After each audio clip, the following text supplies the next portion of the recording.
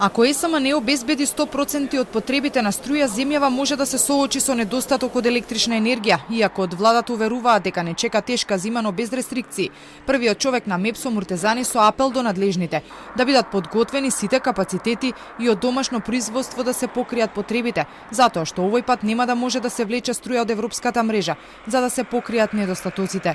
МЕПСО навремено ги има известено сите релевантни чинители во земјата, вклучувајќи и регулаторната комисија, владата и другите компании од енергетскиот сектор, дека ќе треба да се преземат чекори, бидејќи ефскар механизмот, односно балансната енергија, нема да ни биде достапна периодов за отстапување.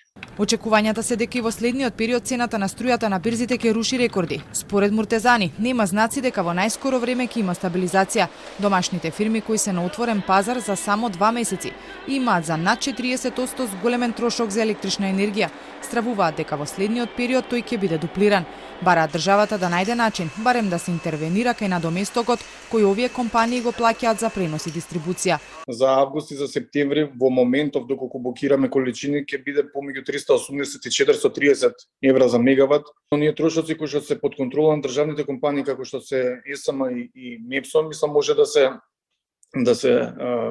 изменат, да се даде некој вид на олеснување на краток или среден рок каде што ќе може да се искористи тој стимул од страна на големите потрошувачи да покријат останатите трошоци кои што ги имаат во моментов, а се за жал повисоки.